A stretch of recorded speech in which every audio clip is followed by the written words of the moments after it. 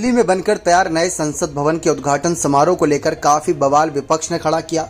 इस बीच कई सवाल ये खड़े हुए कि क्या प्रधानमंत्री नरेंद्र मोदी राष्ट्रपति द्रौपदी मुर्मू से उनका हक छीनते नजर आ रहे हैं। सबसे बड़ा सवाल यही है, क्योंकि नए संसद भवन के उद्घाटन के बिल्कुल खिलाफ नजर आ रहा है विपक्ष। उनका ये कहना है कि पीएम मोदी के हाथों नहीं बल्कि राष्ट्रपति द्रौपदी मुर्मू के हाथों होना चाहिए और पीएम मोदी उनसे उनका हक छीनते नजर आ रहे हैं। अब बात जब हक की आई है तो सुप्रीम कोर्ट ने इस पर जो अपनी राय रखी वो सुनने के बाद शायद आप भी माने कि पीएम मोदी किसी का हक नहीं छीन रहे। दरअसल आप सभी को बता दें कि सुप्रीम कोर्ट में एक याचिका भी दाखिल की गई थी इसी मसले को लेकर कि पीएम मोदी को नहीं बल्कि राष्ट्रपति को नए संसद भवन का उद्घाटन करना चाहिए। इस याचिका को लेकर काफी ज्यादा नाराज नजर आए थे जज और उन्होंने अपनी यहाँ पर राय रखी थी। सुप्रीम कोर्ट की अवकाशकालीन बेंच के जस्टिस जे.के. माहेश्वरी और पी.एस. नरसिम्हा की बेंच के सामने यह मामला लगा। जजों ने शुरू में ही पूछा कि इस तरह की याचिका को हर्जाना लगाते हुए खारिज क्यों नहीं करना चाहिए।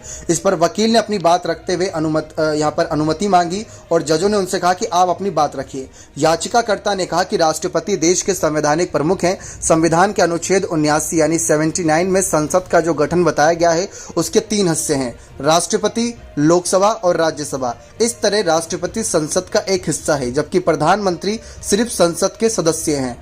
इस पर जस्टिस नरसिम्हा ने कहा कि अनुच्छेद 79 सिर्फ एक व्यवस्था की व्याख्या करता है।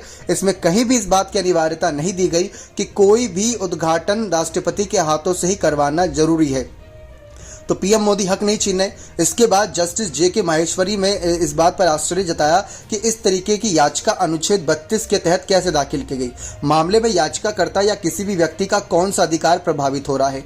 वकील ने एक बार फिर कहा कि अनुच्छेद 85 के तहत राष्ट्रपति ही संसद का सत्र बुलाते हैं और 87 के तहत वे दोनों सदनों को संबोधित करते हैं। आखिरकार जजों ने कहा कि हमने याचिकाकर्ता को काफी देर तक अपनी बात रखने की अनुमति दी, लेकिन वो ये सच साबित नहीं कर पाए कि इस मामले पर सुप्रीम कोर्ट को क्यों दखल देना चाहिए। संविधान के जिन अनुच्छेदों का उल्लेख उन्होंने किया उनसे कहीं भी यह साबित नहीं होता कि किसी इमारत का उद्घाटन राष्ट्रपति को ही करना चाहिए। इसके बाद जजों ने याचिका को खारिज करने का आदेश लिखवाना शुरू किया। तब याचिकाकर्ता के अनुरोध किया कि यहाँ पर उन्हें वापस ले लेनी चाहिए अपनी याचिका और हाई कोर्ट में भी दाखिल नहीं करेंगे। तो ये सारे कानून समझने के बाद एक बात तो साफ हो गई कि पीएम मोदी राष्ट्रपति द्रौपदी मुर्मू का हक नहीं छीन रहे।